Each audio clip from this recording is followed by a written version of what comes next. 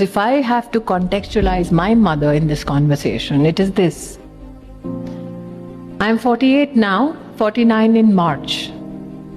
But when I was 7, suddenly one day, me and my other 2 young sisters were given a plate of rice and a black dal to eat. And we were huddled in a room, and there was an urgency in the house. The 3 of us could not see what was urgent. Little did we know that my mother peeps back into the room and says, "Are you done eating lunch?"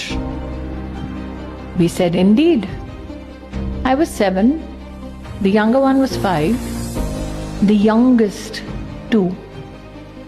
And as the leader of the pack, I said, "Well, what can we do now? It's a Sunday."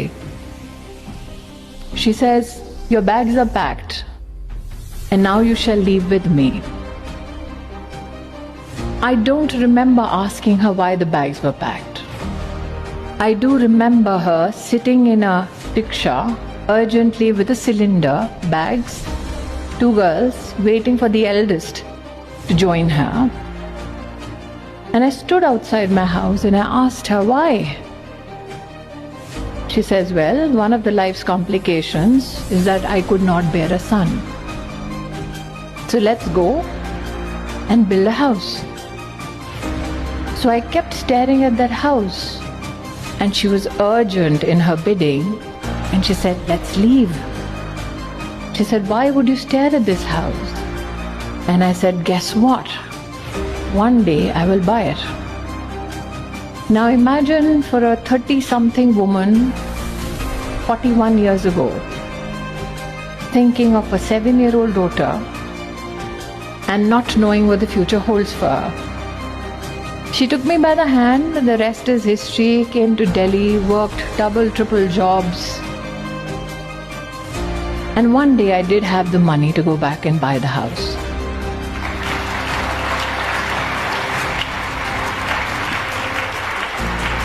So I stood in front of it and I called her. I said, "I'm right there where you left me 41 years ago, with a desire that can now be monetarily fulfilled." And as mothers are wise and get wiser with age, she said, "Honestly, tell me, do you still want to buy it?" I looked at the house and I knew my wallet, and I said no. She said, "Learn to forgive yourself, learn to forgive your anger, and learn to forgive those who did injustice to you, and that's your best gift to yourself."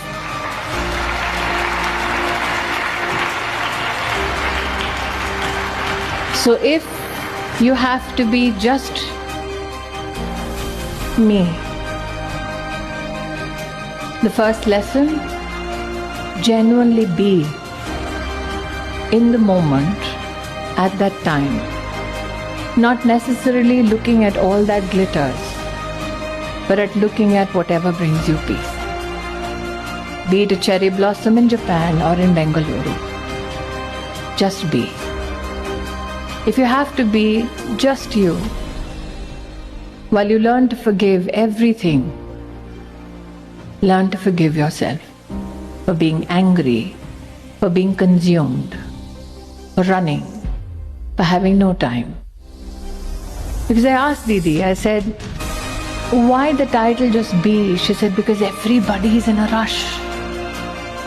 People need to be still." And I wondered then, what makes everybody afraid to be still? Because when you're still, the one person you need to meet is me.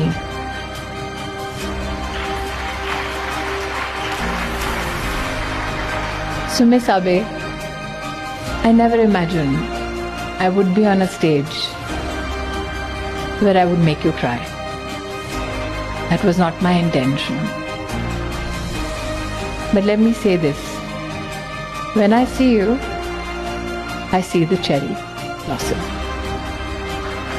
So just be, because that's the best gift you can give yourself. Be shy, be adventurous, Be tenacious. Be you. Because in the whole world, there can be many copies, but only one me.